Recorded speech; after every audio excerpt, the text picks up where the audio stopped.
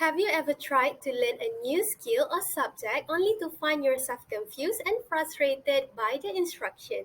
That's where instructional design comes in.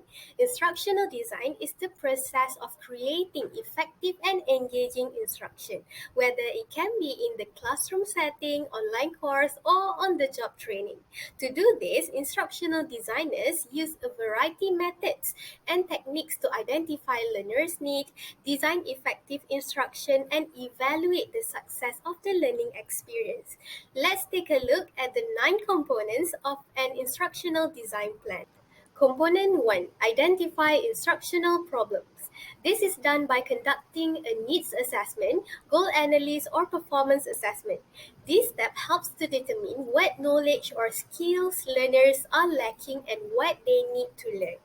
For example, a company is experiencing low productivity levels and they may need an instructional program to address skill gaps in its employees.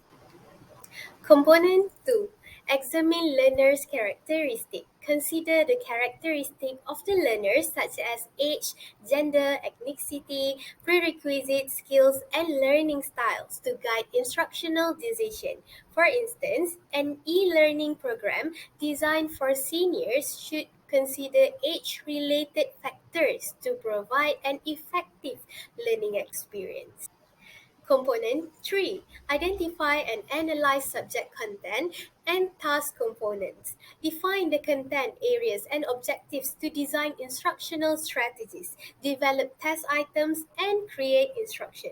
For example, an instructional program for teaching math to middle school students should identify necessary content and objectives for students to master it. Component 4.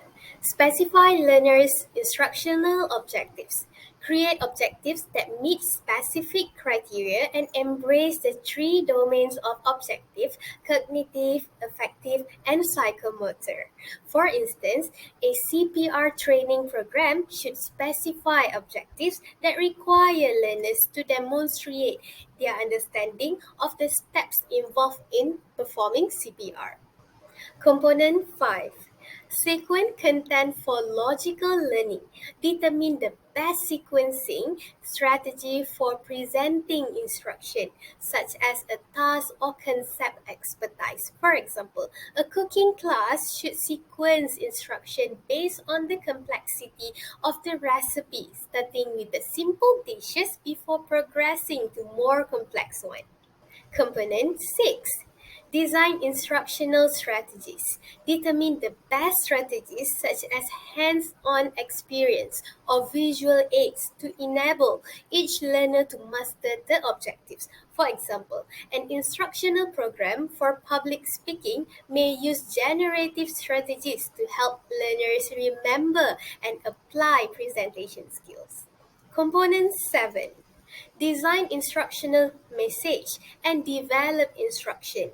Effectively communicate the instructional strategies to learners through the message design process. For example, an instructional program for language learning may use visual aids or voice-over narration to enhance comprehension of new vocabulary and grammar.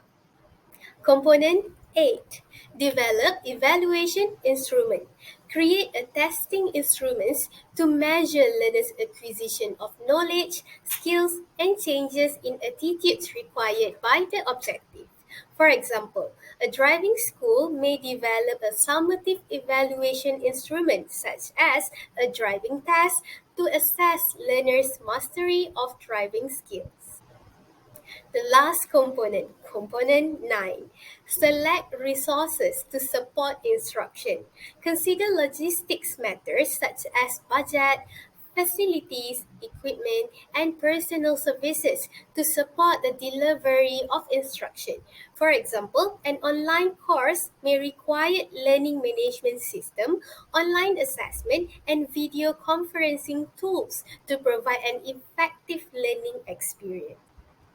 In summary, the Morrison, Ross, and Kemp instructional design model has similarities and differences with the Dig and Carry model, which can help designers select the best model for their specific needs. By following these 9 components of instructional design plan, we can create effective instructional programs that meet the needs of the learners.